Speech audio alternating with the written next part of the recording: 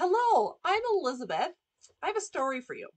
When I was in high school, I was part of this group where we did all sorts of things. The big focus of this group was in community involvement, in volunteering, in leadership development, and I built incredible relationships. I'm still really good friends with the people I met in this group today, like more than 20 years later.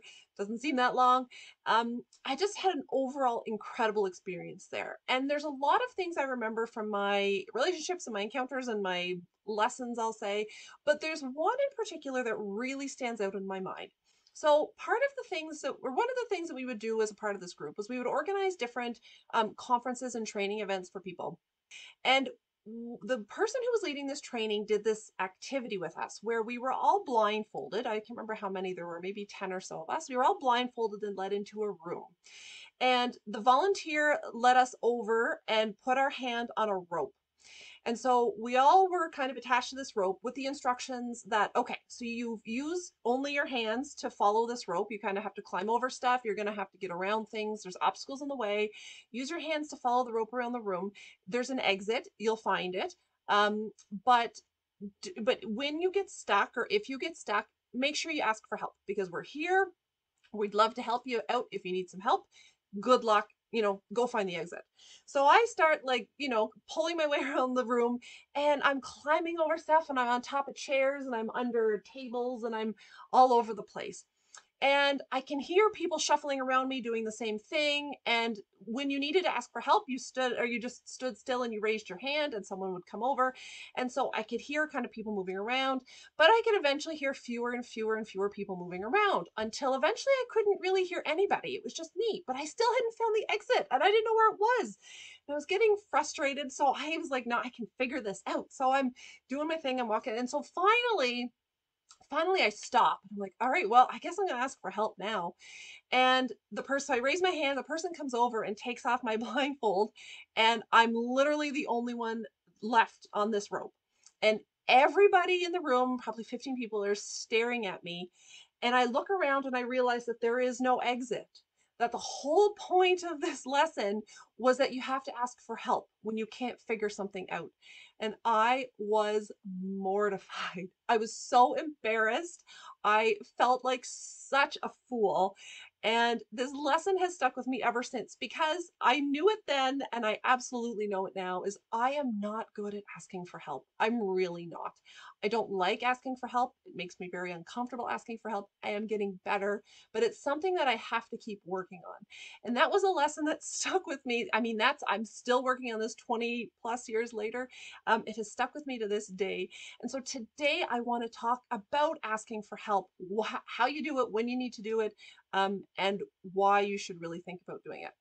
So, my first question to you is, do you have a network of people that you can ask for help? Now, when I say that, I really mean a network because you probably have maybe one or two people that you can go to for help. But we need a network for people that can help us around the house and around the yard and with childcare and running errands and with our hobbies and with professional development and with work things and with health. Oh my goodness, yes, so much with health, right? We need that support. That list is not exhaustive, but we need support. We need this network in all of our facets of life. And so having those people around is a really key part of what I'm going to call your network. So when should you be asking for help?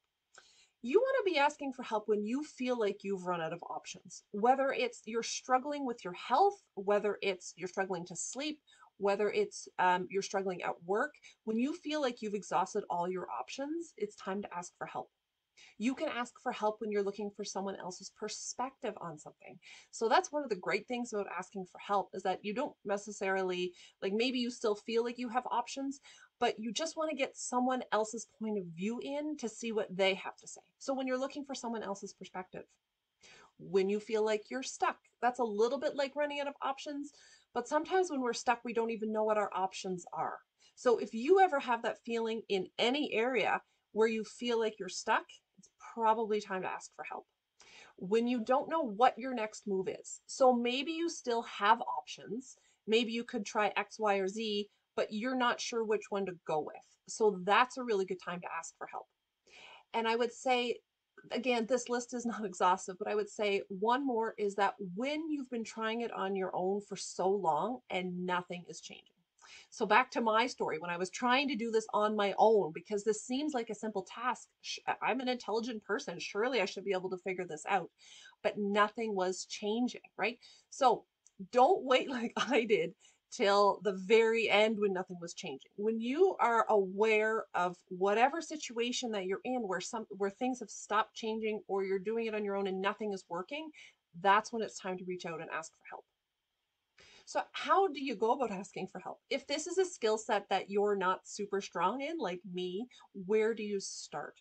So the first thing I would suggest is really surround yourself with people that you feel comfortable with and that you trust.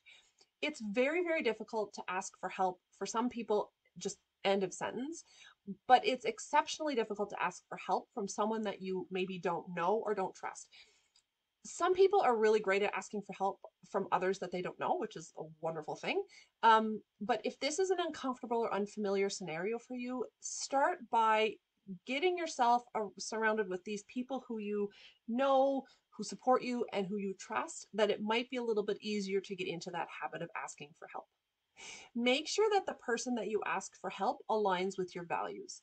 So if you're looking for a solution to, let's say you're looking for more energy and you think that you need to change maybe the way you eat or your exercise, but the person that you're asking for help says that you need to take this amazing new energy pill because it's going to give you all the energy you need, that's probably not the best fit for you. So make sure you're finding someone who can help you that aligns with your beliefs and your values.